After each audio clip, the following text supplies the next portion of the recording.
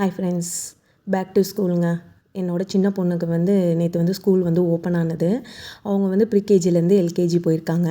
So அதுக்காக new bag அவங்க ஸ்கூல்லே எல்லாமே கொடுத்துருவோம். ஃபஸ்ட்டு டேவேவும் photo, colouring pencil, rubber, so இதெல்லாமே அவங்களே மெயின்டைன் பண்ணிவிடுவாங்க.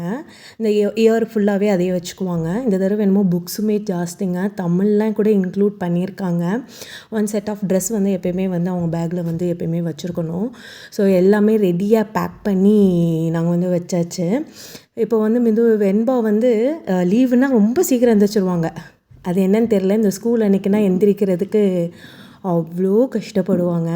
ஸோ ஒரு வழியாக அவங்க எந்திரிச்சு ரெஃப்ரெஷ் ஆகிட்டு உட்காந்துருந்தாங்க. அவங்க லஞ்ச் பார்த்திங்க அப்படின்னா, லஞ்ச் கிடையாது, சாரி, ஸ்நாக்ஸ் மட்டும்தான். எப்போயுமே 3 இது கொண்டு போவாங்க, டிஃப்ரெண்ட் ஐட்டம்ஸ் கொண்டு போவாங்க. ஸோ நான் சுண்டலும் ஒரு ப்ரெட்டு அண்ட் கிரேப்ஸை கட் பண்ணி வச்சுருக்கேன்.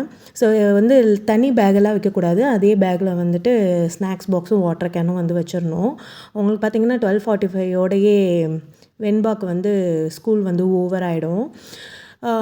ஒரு வழியாக ட்ரெஸ் எல்லாம் போட்டு சீக்கிரமே கிளம்பி உக்காந்துட்டாங்க.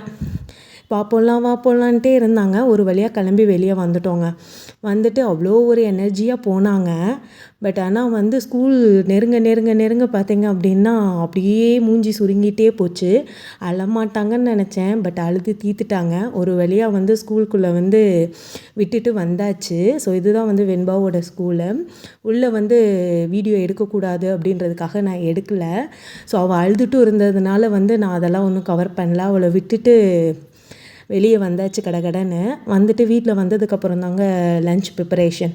12:45 திருப்பி போய் கூப்பிடணும் அப்படின்றதுக்காக வேகமாக லன்ச் ப்ரிப்பேர் பண்ண ஸ்டார்ட் பண்ணியாச்சு. ரைஸும் அவரைக்காய் ஃப்ரெஷ்ஷாக இருந்ததுங்க. ஸோ அவரைக்காய் பொரியல் பண்ணிடலாம் அப்படின்னு சொல்லிட்டு பண்ணியாச்சு. பண்ணி பார்த்து இது பண்ணால் அதுக்குள்ளேயே 12:30 ஆகிடுச்சுங்க. போய் வெண்பாவை போய் ஸ்கூல்லேருந்து பிக்கப் பண்ண போயாச்சு. பார்த்திங்கன்னா அப்படியே ஓவர் சிரிப்பு தாங்க. இது கொடுத்தாங்க, அது கொடுத்தாங்க அப்படின்னு சொல்லிட்டு அவ்வளோ ஒரு ஹாப்பியாக வெளியே வந்தா. ஸோ கொஞ்சம் நேரம் நாங்களும் ப்ளே கிரவுண்டில் விளையாண்டுட்டு வீட்டுக்கு கிளம்பியாச்சுங்க.